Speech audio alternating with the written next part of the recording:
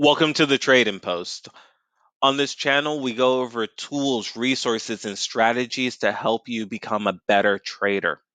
This is for anyone, whether you're new to trading and you're trying to develop your strategy for the first time, or you're a seasoned trader that's always looking to improve your strategy.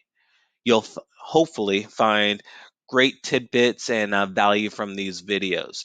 Our goal really is to help you create that process so you're successful consistently over time. There are going to be sometimes when you're winning and sometimes when you're losing, but over the long time, if you can have that consistent positive return, we're happy. With that said, today's topic is going to be a pretty basic topic, but we received a request for it, and that's the introduction to options. What are options trading? How do they work? What are some of the pros and cons of option trading? And if we have enough time, we'll just dabble into credit spreads and debit spreads. But because that's such a large topic with so much information, we will create a separate video for that later on. So let's start with just the definition. An option contract is an option is a contract between the buyer and a seller. Now, you can be on either side, meaning you could be the buyer of the option contract or you can sell somebody an option contract. And an option contract represents 100 shares. And this is the reason they've become so popular is because it allows you to control 100 shares and take, you know, the movement of 100 shares of stock without actually owning those 100 shares. The example we like to use is Amazon. Amazon's trading over $3,000. If you wanted to buy 100 shares of Amazon in a cash account, you would need over 300,000. In a margin account, you would likely need at least $150,000. With options, you can control the movement with drastically less, with a few $1,000s. So it gives you the ability to really leverage your position without needing an insane amount of money. Now, there are two type of option contracts. There are calls, which is the right to buy the underlying stock at a specific price for a certain period of time, as well as puts, which gives you the right to sell the underlying stock at a specific price for a certain period of time. What you're going to see with options that's a little bit different than stocks is this idea of time. The options are only good for a certain period of time. And at that point, they either expire worthless or you're able to exercise them, but you cannot hold them indefinitely like stocks. Now, this is what an option contract looks like. I've taken the S&P 500 Spider SPY, and this is what a typical contract would look like. So you have the stock symbol, which is right here. You have the expiration date. This is only good for October 12th, 2020. After that date, this option is no longer good. If you're the buyer of this option, you no longer have the right to sell. If you're the seller of this option, you're no longer obligated if the stock drops and you need to sell. Then you have the strike price. This is the price that you can buy or sell the stock at.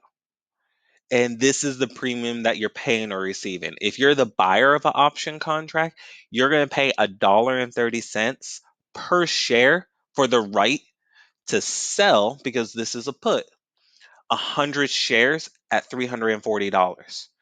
Now that's again $1.30 times 100, because each contract typically represents 100 shares.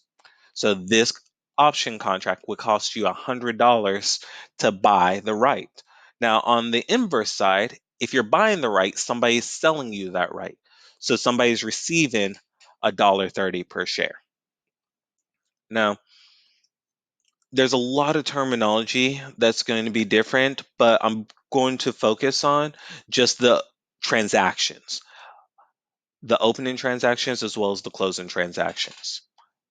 Buy to open means you're going long. If you're buying the call, you have the right to exercise that call if it's appropriate, as well as the put. If you buy the put, you have the right to exercise that put. Now, again, there's two sides of the transactions. There's the buy and then there's the sell. If you're buying the contract, someone else is selling you that contract. So if you wanted to, you could sell to open. There's more risk when you sell to open a contract because the opportunity for the stock to fall or drop is limitless for the most case. Not necessarily on the put side where it could fall because it can only fall to zero, but that can again be a very substantial loss because each contract represents 100 shares. So when you're opening the transaction, you have buy to open and sell to open. But when you're closing the transaction, it's the exact opposite. When you buy to open, if you need to sell the contract, you're going to sell to close. And vice versa. If you sell to open, you're buying to close. Now, let's talk about, you know, how the options operate and when it makes sense to either exercise or sell the option. This is a chart for a month of the S&P 500 since we were using that in the previous example. We figure we keep it the same. Now, again, it's a 340. We're focusing on calls here.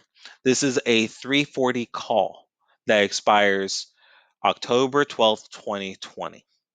Our strike price is 340. This is a call. So, with a call, you have the right to buy the stock at that price. So, if the stock is below or out of the money, is below 340, you won't want to exercise that call because why would you want to buy the stock at 340 when you can buy it for less on the open market?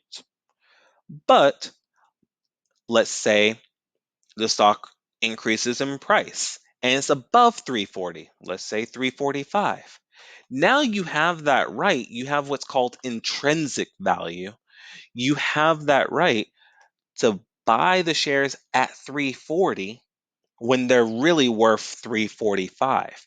So you've now have $500 of intrinsic value because you can now exercise those shares for 340 and turn around and sell them for 345. And that's $500 of profit depending on what you paid for that contract. Now on the put side, that's a little bit different.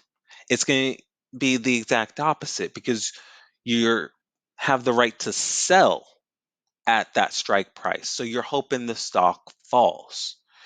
You're in the money when the stock is below 340. So in the same example, if you buy a 340 put for October 2020, you're in the money as long as it's below 340. But as it starts to climb, as the stock price starts to climb and go above 340, you are considered out of the money. You have no intrinsic value. But while it's in the money, you have substantial, depending on how far it's in the money, intrinsic value that you can leverage. So in this example, if it dropped to $330, you have $10 per share of intrinsic value, meaning each contract has at least $1,000 of intrinsic value. Now, when you buy an option or sell an option, there are three outcomes. The option can either you can either close the option, which means sell to close or buy to close, depending on which side it is. Maybe you're in the money and you don't want to hold it until expiration. You don't want the shares. You just want the profit from those shares. So you're going to sell the option before its expiration. Um, Number two, you can hold that option to expiration because you want those shares and you're just going to let it exercise if you're long the call. If you're short the call, a lot of the times you want the options to expire, worthless.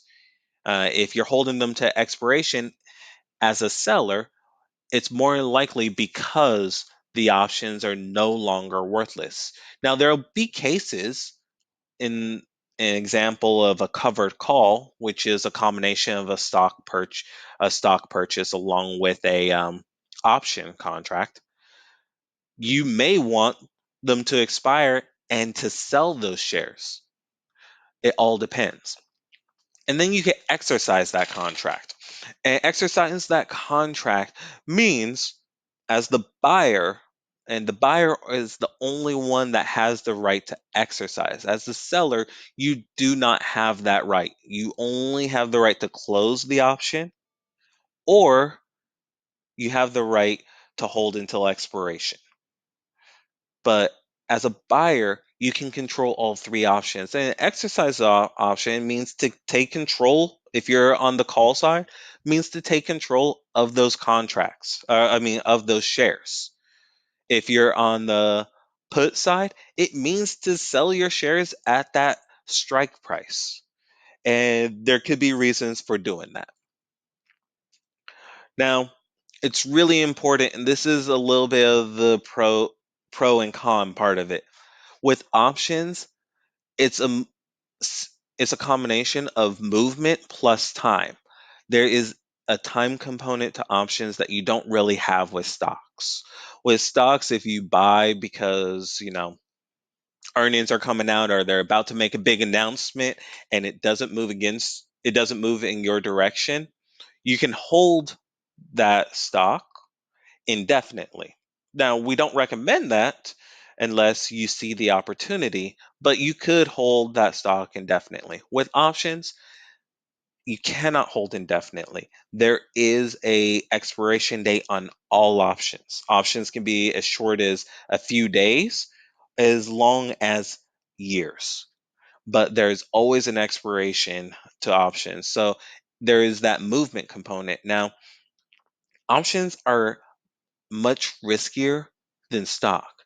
So you want to make sure that this is something you're comfortable with because you could lose your entire investment if you buy a contract and that contract expires worthless, there is no recourse. You don't receive your premium back, you don't receive any compensation.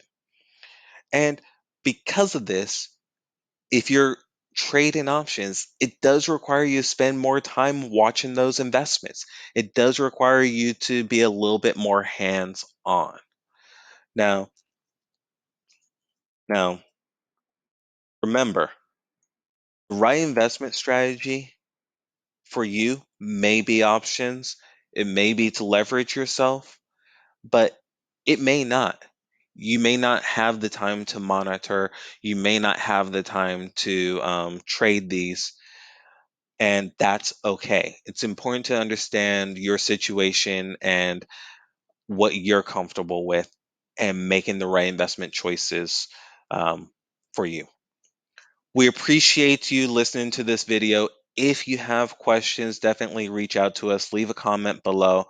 And if there's a video that you want us to talk about later on, let us know. We love doing these videos and we're here for you. Take care and see you next time.